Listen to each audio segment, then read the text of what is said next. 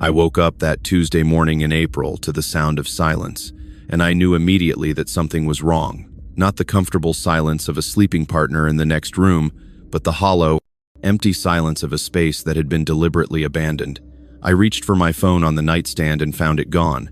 I called out for Fawn, my voice echoing through the condo, and received no answer. I walked through the two-bedroom apartment I'd been renting for 18 months, the apartment I'd transferred into her name 6 months earlier for what she'd called visa reasons, and discovered that everything of value had vanished.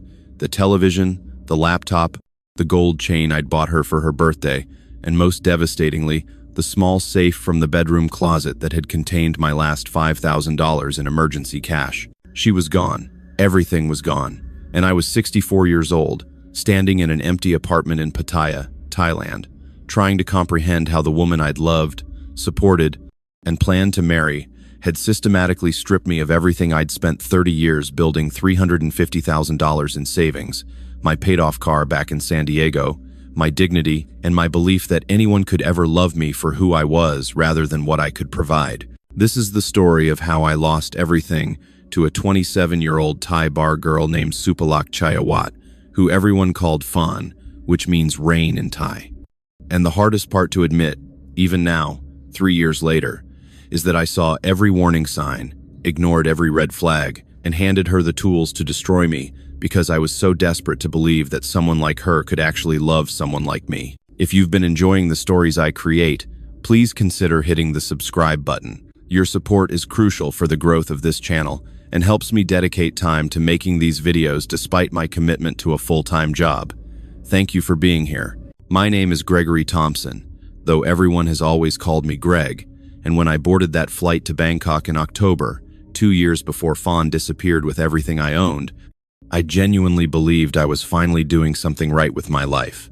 I was 62 years old, recently divorced after a 35-year marriage that had died slowly and painfully, and I was carrying $350,000 in my bank account, the proceeds from selling the auto repair shop I'd owned in San Diego for 3 decades. The divorce from Linda was finalized in August. There was no dramatic betrayal, no affair, no single catastrophic event. We'd simply stopped being a couple somewhere around year 20 and had spent the next 15 years existing in the same house like polite roommates who occasionally argued about whose turn it was to take out the trash. Our 2 kids were grown and gone. Sarah was 33 and living in Seattle with her husband and 2 children, and Michael was 30 and traveling somewhere in South America, sending occasional postcards but rarely calling. When Linda finally said she wanted a divorce, I felt more relief than sadness. The settlement was fair. She got the house, I got the business, and we split our retirement accounts down the middle. By the time everything was finalized, I had $350,000, no property, no obligations, and absolutely no idea what to do with the rest of my life. I'd been a mechanic since I was 19 years old, working in other people's shops until I was 32, and finally saved enough to open my own place. Thompson's Auto Repair on El Cajon Boulevard was my entire adult life, 6 days a week, 10 hours a day, covered in grease and engine oil, fixing transmissions and brake systems for people who usually complained about the cost even though I charged less than the dealerships. I made decent money over the years, enough to buy a modest house in Allied Gardens, put both kids through state college, and save for retirement. But somewhere along the way, I'd stopped enjoying anything. Work was routine, marriage was obligation, and the few hobbies I'd once enjoyed, fishing, watching baseball, working on classic cars, had faded into apathy. After the divorce, I lived in a cheap apartment near the shop, working mostly out of habit rather than necessity. I'd go home at night, microwave something for dinner, watch television I wasn't really paying attention to, and go to bed wondering if this was really what the next 20 years of my life would look like. It was during one of these lonely evenings in September that I started researching international retirement destinations. I'd never traveled much, a few trips to Mexico, once to Hawaii for Sarah's wedding, but nothing exotic or adventurous. I'd always thought international travel was for wealthy people or retirees with big pensions, not guys like me who'd spent their lives changing oil and replacing mufflers. But the more I researched, the more I realized that my $350,000, which seemed like barely enough to retire comfortably in California, could go incredibly far in places like Thailand, Vietnam, or the Philippines. Articles and forums talked about living well on $1,000 a month, renting nice apartments for a fraction of US costs, and enjoying a quality of life that would be impossible on Social Security alone. Thailand appeared most frequently in my research. The country seemed to have everything: beautiful beaches, cheap cost of living, good health care, and a large expat community. But what really caught my attention were the comments and testimonials from other divorced or widowed American men who talked about finding companionship in Thailand, about Thai women who appreciated older Western men in ways that American women supposedly didn't. I'm embarrassed to admit this now, but those testimonials spoke directly to my loneliness. Linda had made me feel invisible for years, and the few times I'd tried dating after the divorce, American women my age seemed to have endless checklists of requirements I couldn't meet. I wasn't tall enough, wealthy enough, interesting enough. Every dating app conversation felt like a job interview I was failing. The idea that there might be a place where women would find me attractive, where my modest savings would make me comfortable rather than barely secure, where I could start over completely, it was intoxicating. By the end of September, I'd convinced myself that retiring to Thailand was not just an option, but the obviously correct decision. I sold the auto shop to a younger mechanic who'd worked for me for 8 years, pocketed the money, gave notice on my apartment, and booked a one-way ticket to Bangkok. I told Sarah I was exploring retirement options in Southeast Asia, and she responded with distracted encouragement, clearly more focused on her own life than worried about her father's plans. When I boarded that flight in early October, I felt something I hadn't felt in decades: excitement, possibility, the sense that my life was finally about to begin, rather than simply continue its slow decline toward death. I had no idea I was flying directly into the most catastrophic mistake of my entire life. I arrived in Bangkok on a Thursday evening, and the heat hit me like stepping into a sauna fully clothed. I'd researched the climate, knew Thailand was tropical, but experiencing the humid warmth at 11 o'clock at night was still startling. The airport was modern and efficient, the immigration process straightforward, and within an hour I was in a taxi heading toward my hotel in Sukhumvit. I'd booked 3 nights at a mid-range hotel, planning to spend a few days in Bangkok before heading to the beach areas everyone recommended.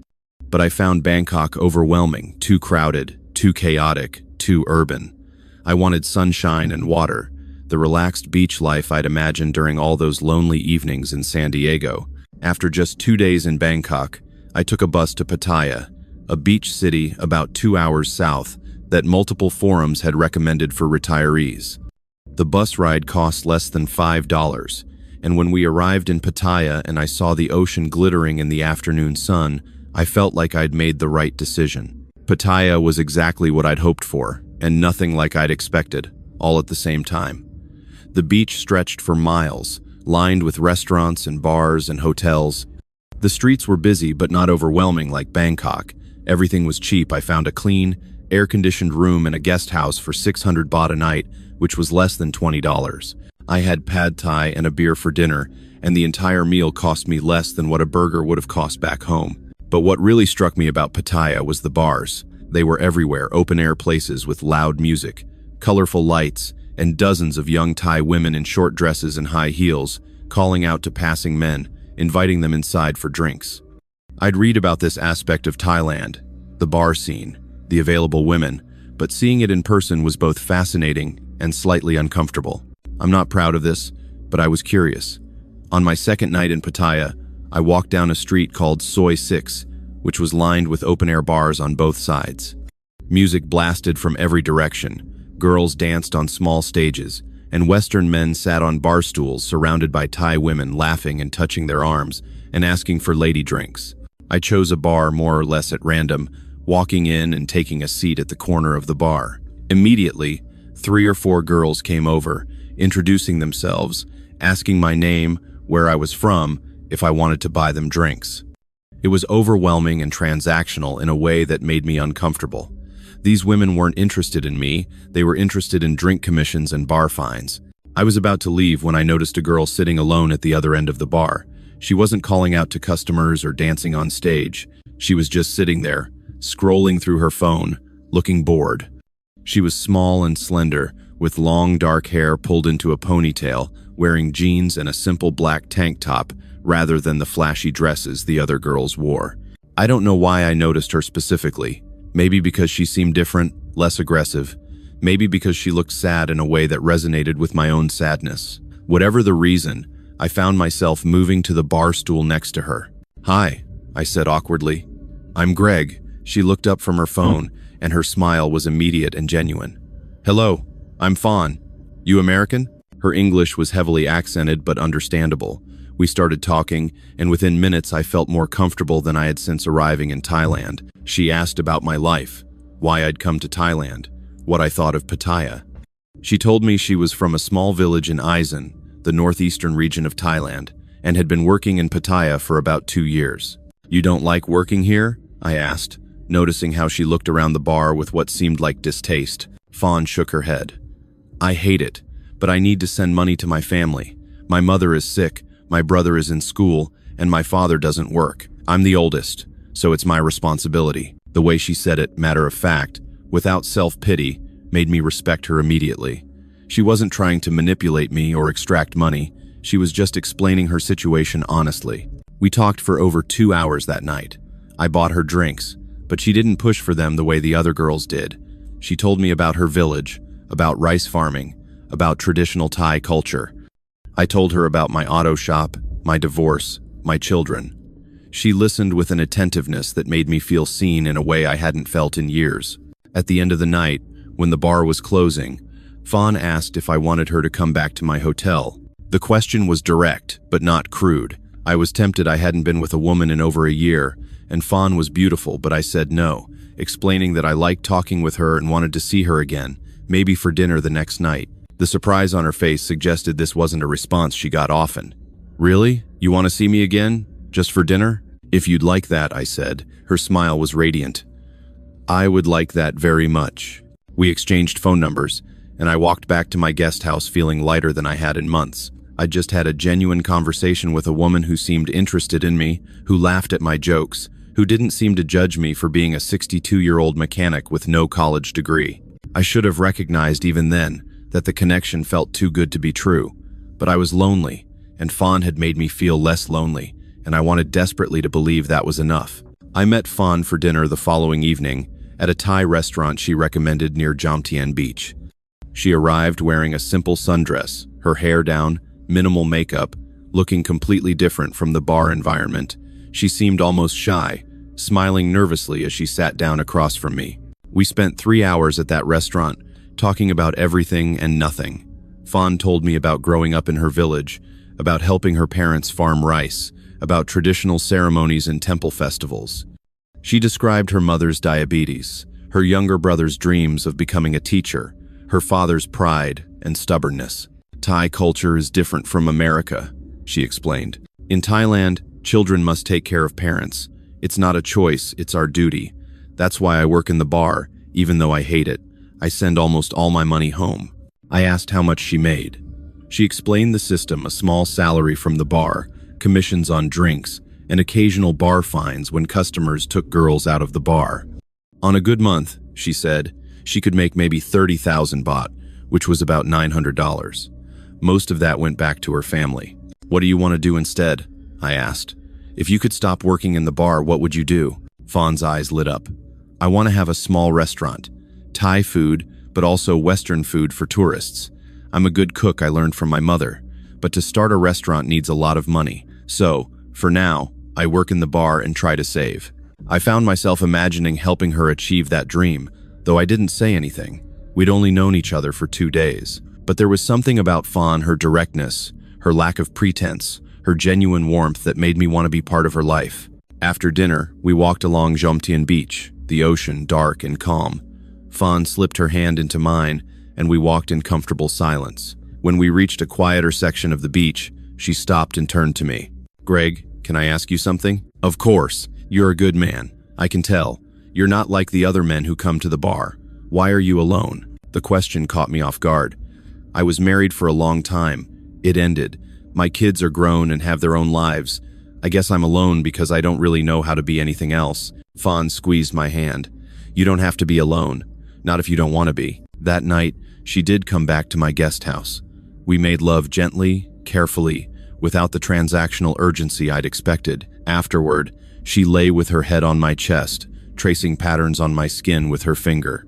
"I like you," she said quietly. "I don't usually like the men from the bar, but you're different. You're kind."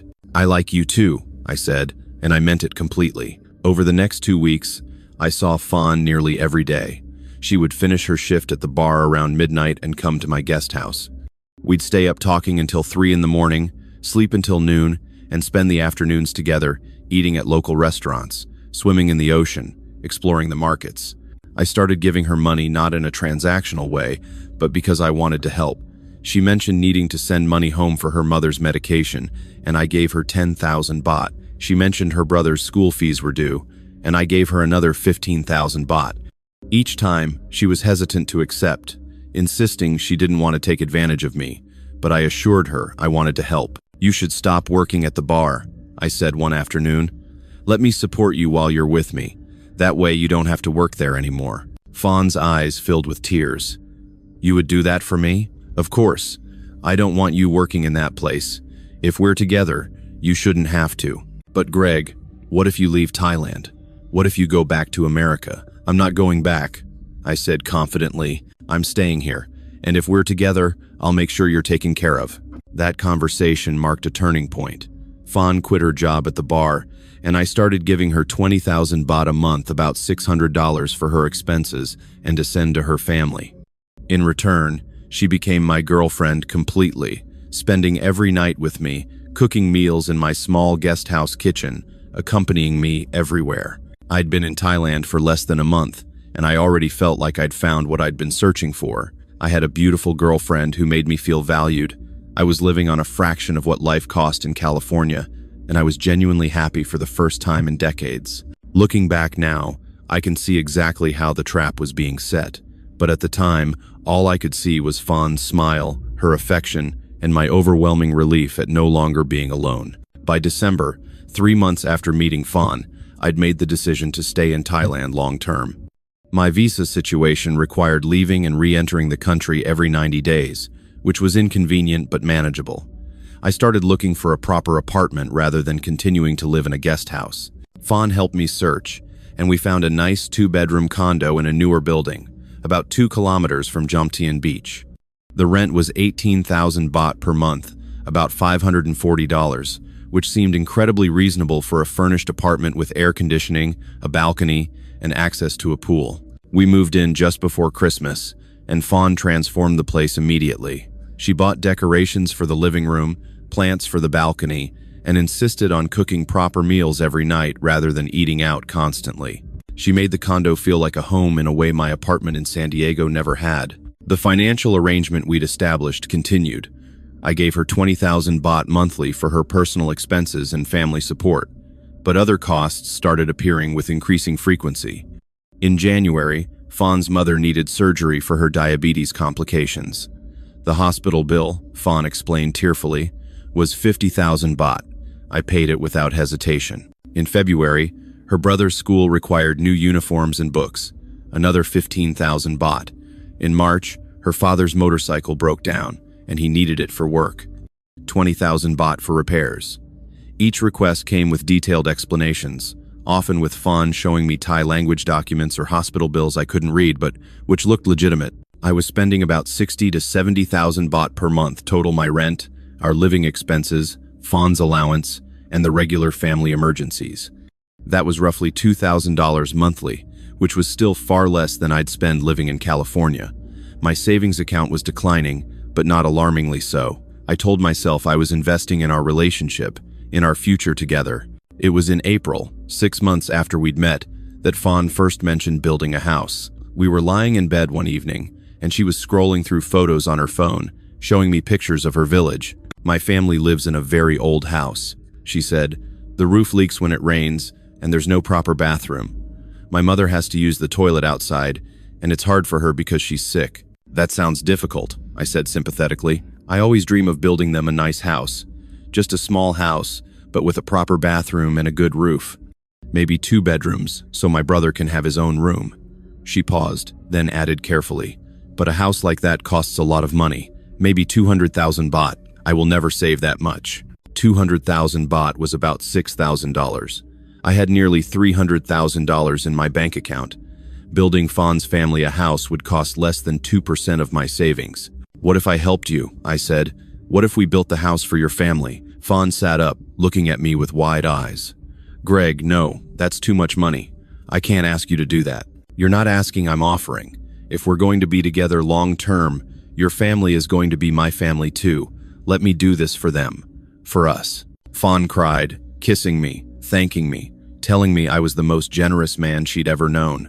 Within a week, we'd traveled to her village in Eisen to meet her family and select a plot of land for the house. The village was exactly as Fawn had described, rural, poor, but beautiful in its simplicity. Rice fields stretched to the horizon, children played in the dusty streets, and everyone seemed to know everyone else.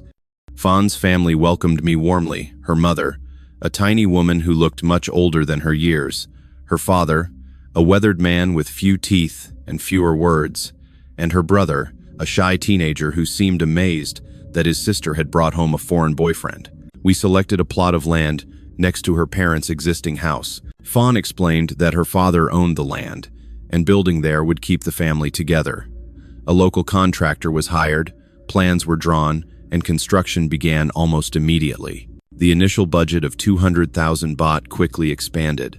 The foundation required more work than expected, another 30,000 baht. The materials cost more than the contractor initially quoted, another 40,000 baht. Fawn's mother wanted tile floors instead of concrete, another 20,000 baht. Each increase came with apologetic explanations from Fawn, and each time I told her not to worry, that I wanted the house to be nice, that it was important to do it right. By the time the house was completed in July, I'd spent nearly 350,000 baht, about $10,000, which was significantly more than planned, but still seemed reasonable for a permanent house that would benefit Fawn's family. The house was simple but solid: 2 bedrooms, a living area, a modern bathroom, and a covered porch. Fawn's mother cried when she saw the finished bathroom, and her father shook my hand repeatedly, saying things in Thai that Fawn translated as expressions of gratitude and respect. I felt proud that day, standing beside the house I'd helped build, Fawn holding my hand, her family surrounding us. I felt like I'd done something meaningful, something that mattered. I was part of a family again, valued and appreciated, no longer invisible. What I didn't understand, what I wouldn't understand for another year, was that the house was just the beginning, the foundation upon which a much larger and more devastating scam was being constructed. With the house completed, I assumed the major financial requests would diminish. I was wrong. If anything, they intensified, though the nature of the requests evolved from family emergencies to future business investments. It started in August when Fawn began talking seriously about opening a small restaurant. She'd mentioned this dream before, but now she approached it systematically, showing me research she'd done, locations she'd scouted, menus she'd planned. "There's a space available in Jomtien," she said one evening. "It's small, maybe 20 tables, but it's in a good location near the beach. The rent is 35,000 baht per month, and the owner wants a 6-month deposit plus key money, total about 250,000 baht to start." I was hesitant. "That's a lot of money, and I don't know anything about running a restaurant." "I know about restaurants," Fawn insisted. "I worked in restaurants before I worked in the bar. I know how to cook, how to manage staff, how to make customers happy. This isn't like the bar, Greg. This is a real business, something we can build together." The phrase, "we can build together," was effective. I'd been in Thailand for nearly a year, and while I was happy, I'd also started feeling purposeless. I had no job, no responsibilities beyond paying bills and entertaining myself. The idea of having a project, something to build and manage, appealed to me. "Let's look at the space," I said. The location was indeed good, a corner unit on a busy street near Jomtien Beach, with outdoor seating possible on a small patio. The space needed work, new equipment, paint, furniture, but Fawn had a clear vision for how it would look and operate. Over the next 2 weeks, we discussed the business plan extensively. Fawn would handle cooking and daily management. I would handle finances and help with customer service. We'd serve Thai food and simple Western dishes, burgers, sandwiches, breakfast foods targeting both locals and tourists. The initial investment grew as we planned more carefully. In addition to the 250,000 baht for rent deposits, we needed kitchen equipment, 100,000 baht. Furniture and decoration, 80,000 baht. Initial food supplies, 40,000 baht. Licenses and permits, 30,000 baht. The total came to 500,000 baht, approximately $15,000. It was a substantial amount, but I convinced myself it was an investment that would generate income and give us both purpose. I transferred the money in September, and the restaurant build-out began. Fawn was at the space every day, supervising workers, selecting equipment, planning the menu. I helped when I could, though mostly I just provided money when additional costs appeared, and they appeared constantly. The electrical system needed upgrading, another 40,000 baht. The health department required specific types of refrigeration, another 60,000 baht. The sign Fawn wanted was more expensive than quoted, another 30,000 baht. By the time the restaurant opened in late October, I'd invested nearly 700,000 baht, about $21,000, which was significantly more than planned, but still seemed reasonable for a functioning business. The restaurant was named Fawn's Kitchen, and the opening party was well attended. Fawn invited her friends. I invited expats I'd met around Pattaya, and for the first few weeks, the place seemed busy. Fawn worked long hours, cooking and managing staff, while I handled the register and chatted with customers. But the profitability I'd expected never materialized. Most days, we'd have 15 to 20 customers, generating maybe 3,000 to 4,000 baht in revenue. But with rent, utilities, staff salaries, and food costs, we were losing money daily. Fawn assured me this was normal for new restaurants. "It takes time to build a customer base," she said. "We just need to keep going, keep advertising, and the profits will come." I wanted to believe her. I was invested now financially and emotionally, and walking away felt like admitting failure. So I continued pumping money into the restaurant, covering losses month after month, telling myself it would turn around eventually. What I didn't know was that much of the money I was giving Fawn for the restaurant wasn't actually going to the restaurant. She was siphoning significant amounts to other purposes I wouldn't discover until much later. By January, 18 months after meeting Fawn, I'd spent approximately 3 million baht, roughly $90,000 on the house, the restaurant, and ongoing family support. My savings account, which had contained $350,000 when I arrived in Thailand, was down to about $260,000. I was starting to feel financially anxious, something I mentioned to Fawn during an argument about the restaurant's continued losses. "Maybe we should close the restaurant," I said. "We're losing money every month, and I can't keep covering the costs indefinitely." Fawn's reaction was immediate and emotional. She cried, accused me of not believing in her, reminded me that I'd promised to support her dreams. "You said you wanted to build something together," she sobbed. "You said you loved me, but now you want to take everything away?" I felt terrible. She was right, I had promised to support her, and the restaurant losses weren't really her fault. The location was good, the food was good, but Pattaya was competitive, and building a customer base took time. "I'm sorry," I said, pulling her close. "I'm not going to close the restaurant. I'm just stressed about money, but we'll figure it out together." That conversation marked a subtle shift in our relationship's power dynamics. Fawn became more assertive, more willing to request money directly, more comfortable framing our relationship in terms of what I owed her rather than what we were building together. In February, she insisted I add her name to the condo lease. "We've been together for over a year," she argued. "This is our home, not just your home. It's disrespectful to not have my name on the lease." I didn't see any reason to refuse. Adding her name to the lease seemed like a reasonable gesture of commitment. What I didn't fully understand was that under Thai law, having her name on the lease gave her legal rights to the property that would be difficult to challenge later. In March, Fawn suggested I give her access to one of my ATM cards. "It would make things easier," she explained.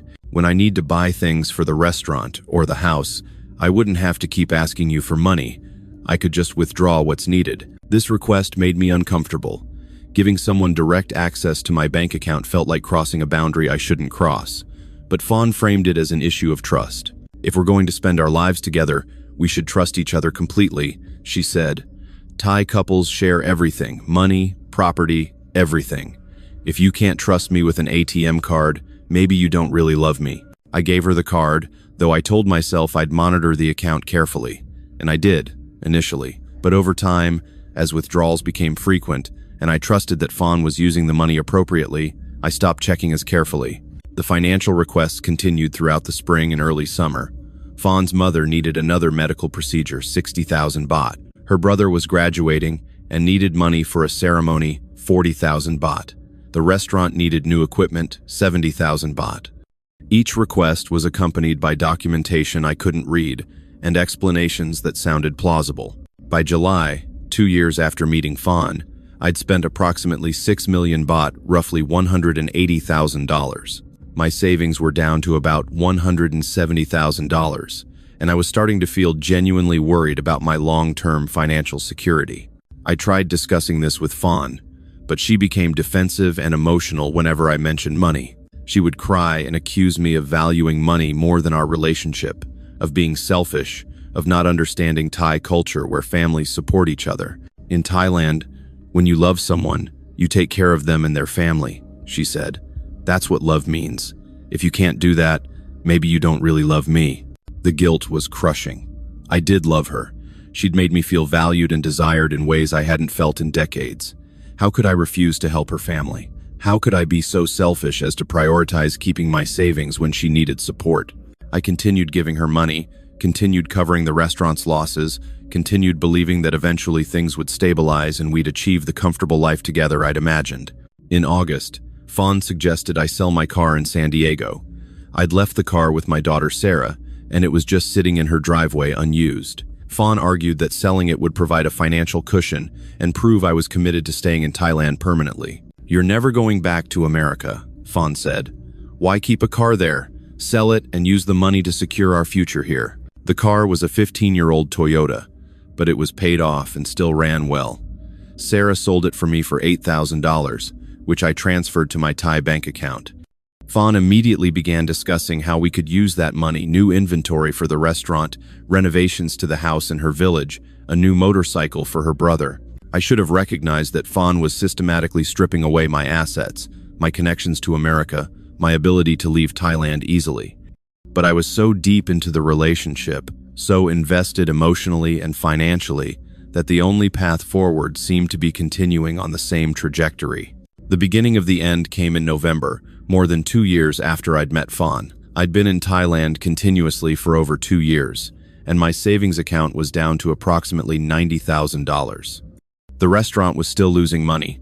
The family emergencies continued with relentless frequency, and I'd started having trouble sleeping, waking up at 3 in the morning, calculating how long my remaining money would last. One night, unable to sleep, I did something I hadn't done in months. I carefully reviewed my Thai bank statement, tracking withdrawals from the ATM card I'd given Fawn. What I discovered made my stomach drop. Over the previous 6 months, Fawn had withdrawn approximately 2 million baht, about $60,000 beyond what we'd discussed or agreed upon. The withdrawals were frequent and substantial, often 30 or 40,000 baht at a time, sometimes multiple withdrawals in a single day. When I confronted her the next morning, Fawn initially denied any wrongdoing. Then, when I showed her the bank statements, she became defensive. That money was for the restaurant, she said. For supplies, for staff, for everything we discussed. 2 million baht in 6 months? I said. The restaurant doesn't use that much money. Where did it go? Fawn's face hardened. You want to know where it went? It went to keeping the business running, to supporting my family, to everything you promised you would help with. If you're going to be stingy now, maybe we shouldn't be together. The conversation escalated into a massive argument, the worst we'd ever had. Fawn accused me of being cheap and not understanding Thai culture. I accused her of stealing from me. She cried and threatened to leave. I felt guilty and confused, unsure if I was being unreasonable or if my concerns were justified. We reconciled later that day, with Fawn promising to be more transparent about money and me agreeing to be more trusting. But something had fundamentally shifted. I no longer fully trusted her, and she seemed to sense my suspicion. Over the following weeks, Fawn became distant. She spent more time away from the condo, claiming she was at the restaurant or visiting friends. She stopped being affectionate, stopped cooking meals, stopped making any effort to maintain our relationship's intimacy. In early December, I discovered she'd been maintaining an active profile on a Thai dating website, one specifically designed to connect Thai women with foreign men. Her profile described her as single, looking for a generous foreign boyfriend, complete with recent photos I recognized as being taken in our condo. When I confronted her about this, Fawn's response was chilling. She didn't deny it, didn't apologize, didn't even seem particularly concerned that I'd found out. "I need to think about my future," she said flatly. "You're old, Greg. What happens when you die? What happens when your money runs out? I need to have options." The cruelty of the statement stunned me. This was the woman I'd supported for over 2 years, the woman I'd built a house for, the woman I'd invested my savings into supporting, and she was actively looking for my replacement while still living with me, still taking my money. That night, I changed my ATM PIN codes and moved most of my remaining money to a separate account Fawn didn't have access to. I also contacted my daughter Sarah, explaining the situation and asking for her advice. Sarah's response was blunt. "Dad, get out of there. This woman is using you. Come home before she takes everything." But I couldn't just leave. The condo lease was in both our names. The restaurant was a joint investment, at least on paper. I had belongings, documents, a life I'd built over 2 years. Extracting myself felt complicated and overwhelming. I told Fawn we needed to have a serious conversation about our relationship's future.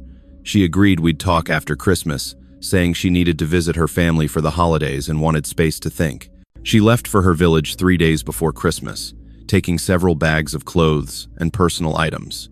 She said she'd be back after New Year's. I spent Christmas alone in the condo, wondering how my dream retirement had become this nightmare. Fawn didn't return after New Year's. She called once to say she'd extended her stay in the village. Then her calls became less frequent. By mid-January, she'd stopped responding to my messages entirely. On a Tuesday morning in early February, I discovered she'd accessed my account one final time before I'd changed the code. She'd withdrawn 80,000 baht in a single transaction, the maximum daily limit. It was money I'd planned to use for rent and living expenses, and suddenly it was just gone. I tried calling her repeatedly that day, my anger and panic growing with each unanswered call. Finally, that evening, she sent a single text message. "I'm sorry, Greg. I can't do this anymore. You can keep the restaurant. Don't try to find me." I spent the next 3 days in a state of shock, alternating between anger and disbelief. Then, on Friday morning, I woke up to the discovery I described at the beginning of this story, the condo emptied of valuables, the safe containing my emergency cash gone, and Fawn completely disappeared. In the immediate aftermath of Fawn's disappearance, I was too shocked to think clearly. I filed a police report, but the Thai police were sympathetic but unhelpful. Because Fawn's name was on the condo lease, and because most of the money I'd given her had been transferred voluntarily, they classified the situation as a civil dispute rather than theft. "She was your girlfriend," the police officer explained through a translator. "You gave her money to support her. That's not a crime. That's a relationship." I contacted a lawyer to explore legal options, but he was similarly discouraging. Without evidence of fraud proof that Fawn had deliberately deceived me from the beginning, recovering any money would be nearly impossible. And even if I could prove fraud, finding her and actually collecting anything would be extremely difficult. Desperate for answers, I began investigating Fawn's background independently. I contacted other expats who'd known her, searched for information online, and eventually connected with a Thai investigator who specialized in helping foreigners defrauded by romantic scams. What the investigator uncovered was devastating. Supalak Chayawat was likely not even her real name. The ID card she'd shown me was probably fake, a common practice among bar girls who used false identities to avoid legal consequences if relationships went badly. More shocking was the discovery that I wasn't the only foreign man who'd been supporting Fawn. The investigator found evidence, photos, social media accounts, financial records, suggesting Fawn had been simultaneously maintaining relationships with at least 3 other foreign men during our 2 years together. There was a German retiree in Hua Hin who'd been sending her money monthly for over a year, an Australian man in Bangkok who believed she was his exclusive girlfriend, an American man in Phuket younger than me, only about 45, who'd apparently proposed marriage and was planning to bring her to the United States. Each man believed he was her only boyfriend. Each man was sending her money. Each man had been told the same stories about her sick mother, her brother's school fees, her family's struggles. The house I'd helped build in her village had likely been funded by multiple sources, each man believing he was the sole generous benefactor. The restaurant I'd invested over $20,000 in was barely operational. The investigator visited the location and found it closed most days, with a for rent sign in the window. Whatever money I'd given Fawn for the restaurant had gone somewhere else entirely. Most devastating was the discovery that Fawn had moved to Phuket immediately after leaving Pattaya, not to start fresh, but to continue the same pattern with another victim.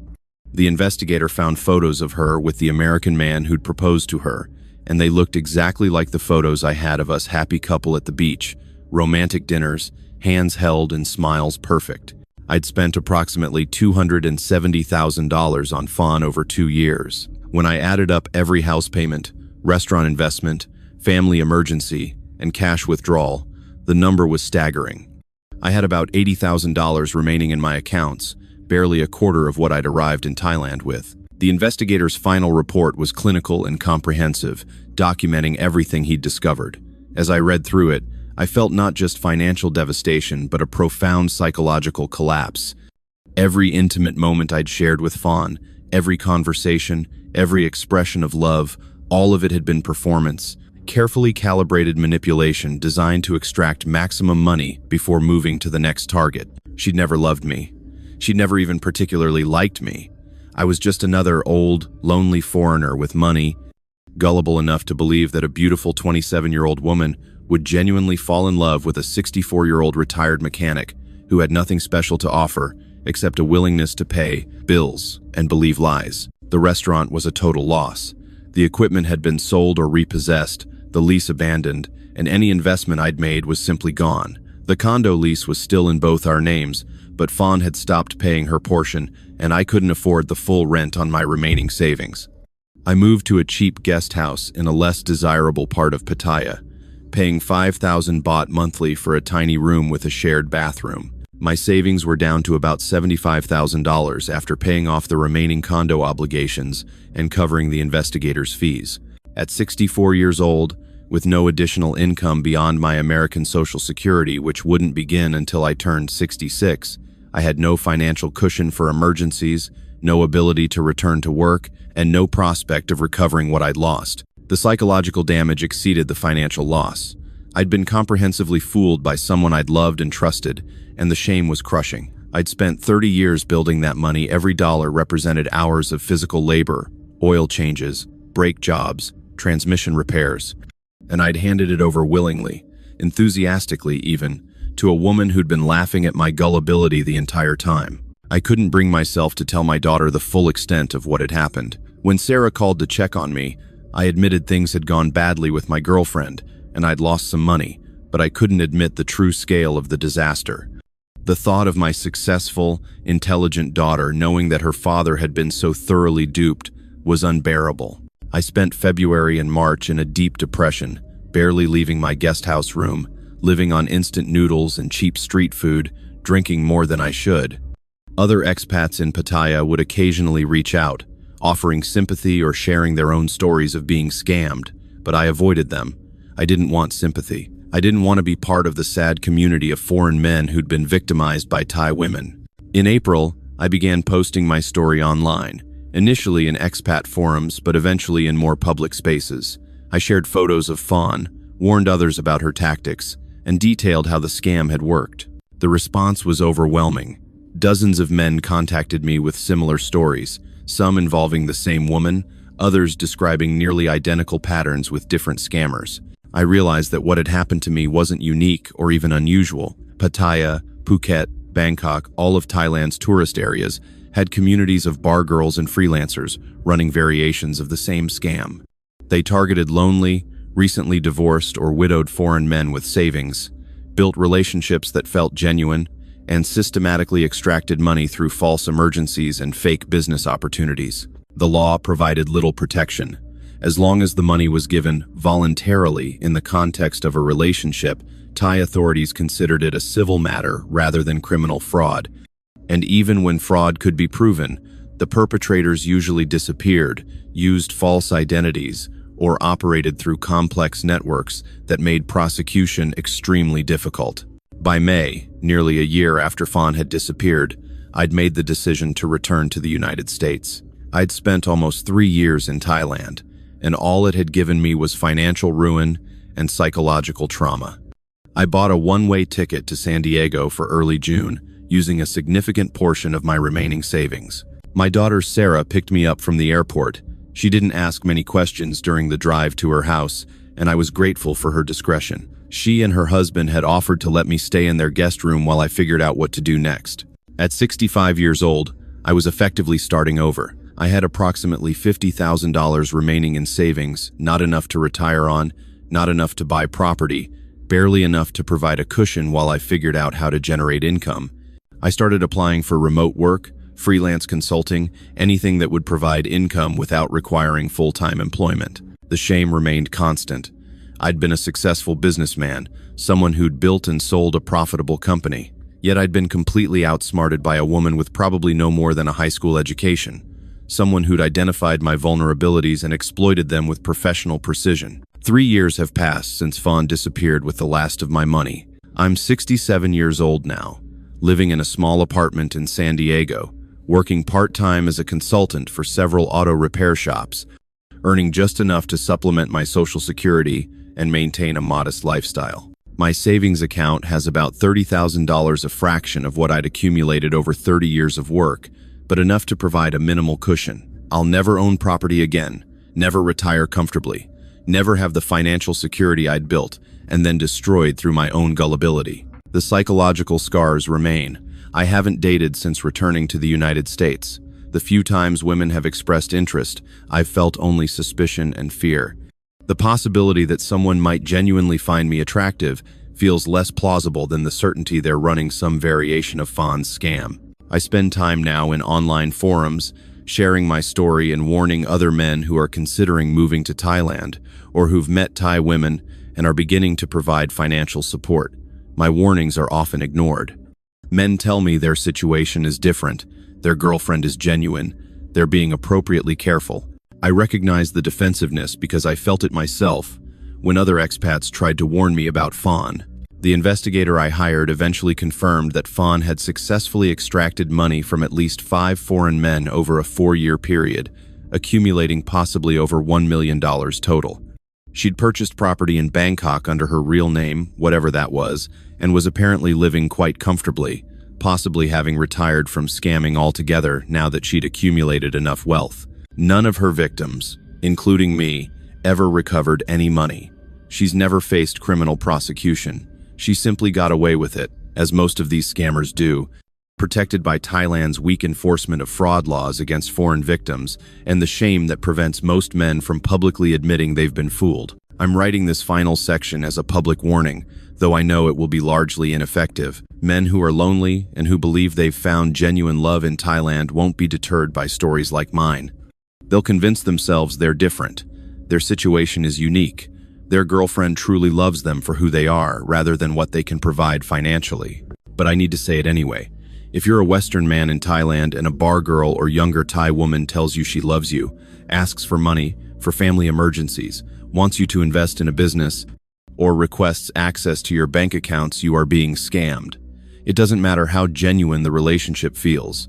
It doesn't matter how much you trust her. It doesn't matter that you're being careful or that you've seen the paperwork. The moment she calls you her husband, the moment she starts talking about building a future together, the moment she introduces you to her family and asks for financial help, that's when you start losing everything. Fawn didn't just take my money. She took my hope, my dignity, my belief that I could trust my own judgment about people. She took the comfortable retirement I'd worked 30 years to build and replaced it with financial insecurity and psychological trauma that will probably never fully heal. I gave it to her willingly, enthusiastically even, because I was so desperate to believe that someone like her could love someone like me. That desperation, that fundamental loneliness that drives men like me to Thailand in the first place, is what these scammers exploit with devastating effectiveness. If you're reading this and you're in a similar situation, please learn from my catastrophic mistake. The woman taking your money doesn't love you. The family emergencies are fake or exaggerated. The business opportunities are scams.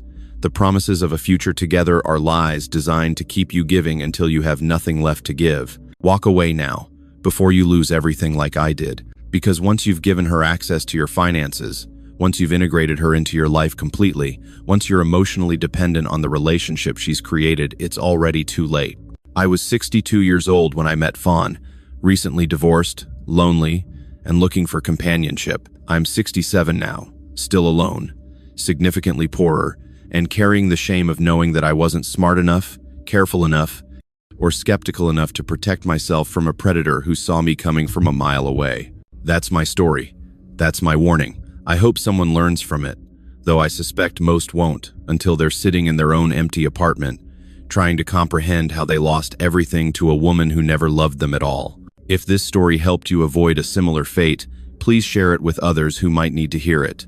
Subscribe to this channel for more true stories about the realities of expat life and romance scams in Southeast Asia. Your vigilance might save someone from the same catastrophic mistake I made. Thank you for listening.